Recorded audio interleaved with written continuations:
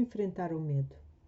Eu diria que o medo é a emoção e o sentimento predominante que a maioria das pessoas tem no contexto atual de sobrevivência em que nos encontramos. E não há efetivamente nada de errado nisso. O meu nome é Ana Paula Vieira e sou a vossa anfitriã. O meu objetivo é contribuir positivamente para que tenhamos vidas plenas e gratificantes, mesmo quando a vida nos troca as voltas. A minha missão é ajudar quem me ouve no seu processo de cura e recuperação com mais amor do que dor.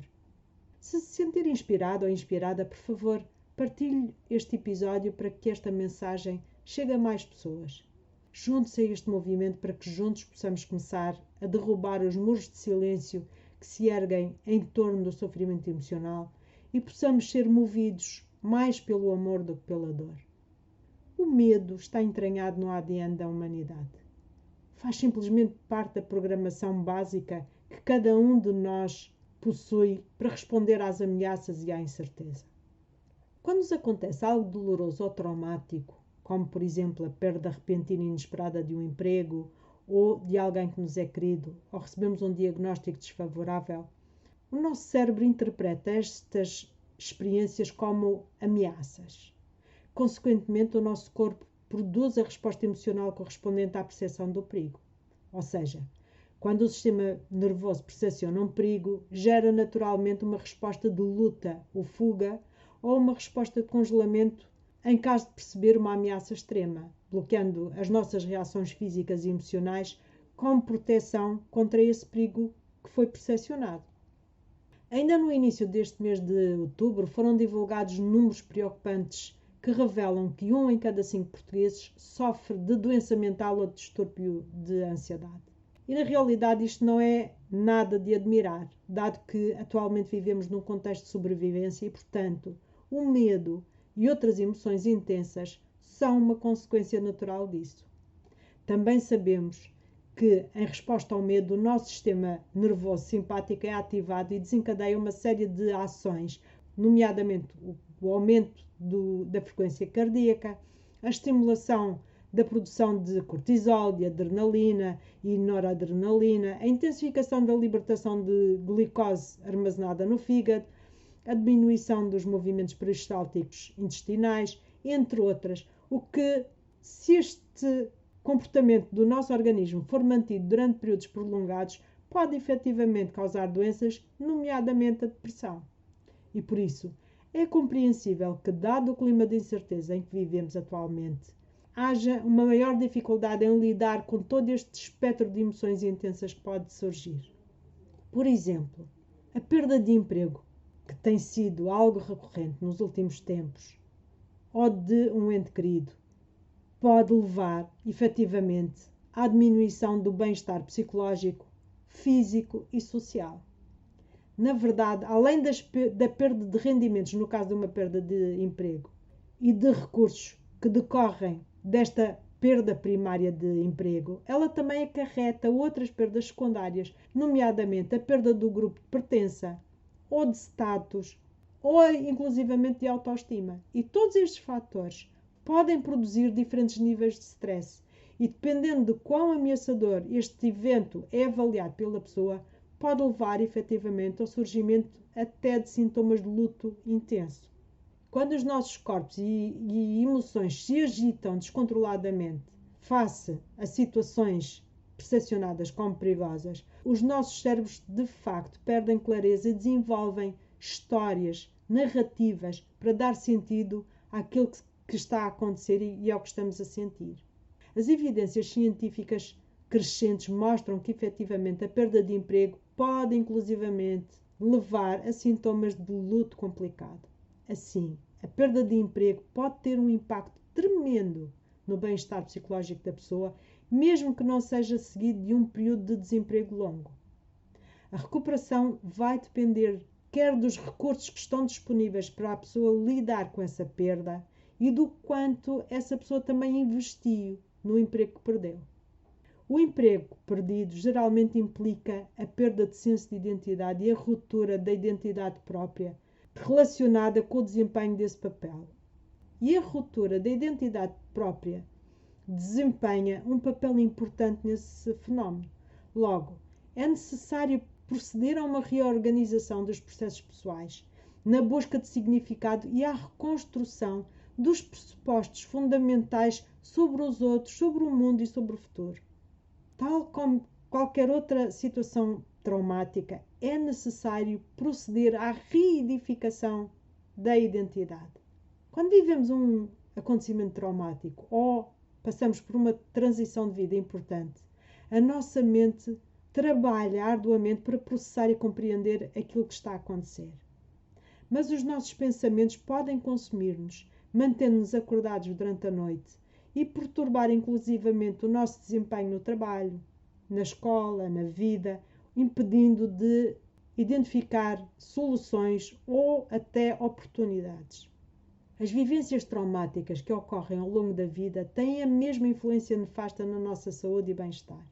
Naturalmente, passar do choque e da dor de uma perda ou de um trauma para a esperança de novas possibilidades ou de novas oportunidades demora tempo e requer esforço e intenção.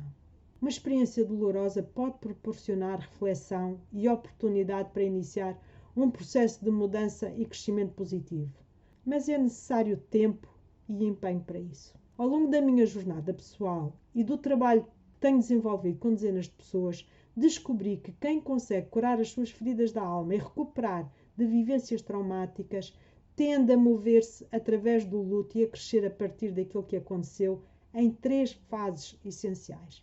A primeira fase é a regulação das emoções. É difícil pensar com clareza quando os nossos pensamentos, quando o nosso sistema está inundado de emoções e há muito com que nos sentirmos emotivos após uma perda. Quer tenha perdido alguém que ama ou esteja simplesmente ansioso por retomar a sua carreira ou esteja a enfrentar as incertezas assustadoras sobre o futuro, regular o seu estado emocional é de facto o primeiro passo importante a dar. Isso significa gerir as suas emoções para que elas se tornem menos intensas, em vez de as reprimir ou de entorpecê-las completamente. A segunda fase é empenhar-se em criar sentidos. A partir de um lugar mais equilibrado emocionalmente, pode agora começar a perceber o que aconteceu, porquê e o que é que isso realmente significa para si. Em psicologia, chama-se a isso criar sentido. E este processo pode devolver-lhe algum sentido de controle da sua situação, especialmente se aquilo que aconteceu se encaixar no contexto de uma crise maior. Quando as pessoas procuram encontrar resposta para aquilo que aconteceu, nos seus erros ou nos seus comportamentos ou naquilo que correu mal, acabam por criar versões diminuídas de quem eram. E isso pode inclusivamente trazer dificuldades acrescidas, porque não conseguem ver para além dessa visão de insuficiência. Mas quando as pessoas se concentram nos elementos das suas experiências e das suas identidades anteriores e em como podem explorar esses elementos para melhorarem as suas competências, melhorarem quem são, criam de facto a base para o crescimento e não para o aprisionamento. Aquilo que eu tenho constatado em pessoas que tenho apoiado ao longo destes anos é que aquelas que criam sentido de uma forma que clarifica o valor das suas competências e atributos pessoais acabam por ter mais facilidade em procurar e encontrar um novo emprego. E isto é mais fácil tanto para aquelas que procuram um emprego idêntico ao anterior, mas também para aquelas que procuram fazer mudanças completamente no sentido oposto, ou seja, não lineares. Quando elas foram capazes de revalorizar as suas qualidades pessoais e profissionais como prova do seu potencial, acabaram por encontrar uma carreira bastante diferente e aperceberam-se de oportunidades e de possibilidades que nunca tinham sequer pensado antes. E a terceira fase é experimentar e integrar. A criação do sentido é mais do que uma forma de pensar de validação do passado. Na realidade, nós não precisamos de uma crise para fazer mudanças positivas, quer seja de carreira ou do estilo de vida. No entanto, para muitas pessoas, Um dos maiores entraves à mudança é a falta de tempo ou de oportunidade para pensar sobre o assunto e depois dar aquele salto de fé, aquele salto corajoso. E embora uma perda acarrete muita dor e muito sofrimento, também nos força a fazer mudanças. E se foi despedido neste tempo de desafios sem precedentes, tenha coragem. Esta pode ser uma oportunidade única e, na realidade, inesperada para repensar o que quer e quem quer ser e começar a construir uma trajetória profissional mais estimulante do que aquela que tinha. E, porventura, ao refletir sobre a sua situação e tomar medidas para ver o que ela revela, pode construir uma narrativa da sua carreira e de si próprio que lhe sirva de trampolim para os seus próximos passos. Eis algumas questões que pode colocar a si próprio e responder com honestidade para poder ter mais clareza daquilo que quer e do futuro que deseja. Se porventura aquilo que está a atravessar neste momento é uma situação de desemprego e se desempenhou este papel profissional durante muito tempo, se esta profissão foi parte integrante da sua vida durante muito tempo, é necessário ter clareza da sua identidade. Portanto, eis algumas questões que precisa de responder sobre si próprio. A primeira questão é: qual é a minha identidade sem este papel? A segunda questão é: que aspectos de mim coloquei neste papel que podem ser úteis no futuro?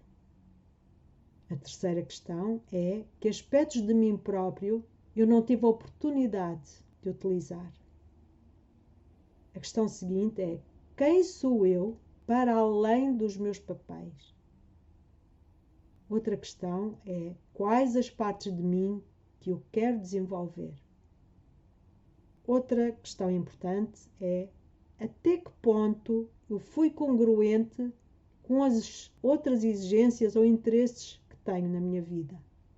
E por fim, o que é que eu gostaria que fosse diferente no futuro? Responda a estas questões, reflita sobre elas, responda com honestidade. Pode fazer este exercício várias vezes e depois leia as respostas e reflita sobre elas e veja que caminho diferente é que pode começar a traçar a partir de hoje. Espero que este conteúdo tenha sido útil e, se gostou do episódio, partilhe-o para que mais pessoas possam beneficiar dele. E se se sentir inspirado ou inspirada, deixe o seu comentário e subscreva o canal para receber uma notificação em primeira mão sempre que seja publicado outro episódio. Também pode encontrar outros recursos no website anapaulaviera.pt. Siga-me no YouTube, no Instagram e no Facebook para receber inspiração todos os dias. O meu nome é Ana Paula Vieira e, do meu coração para o seu, mais amor do que dor.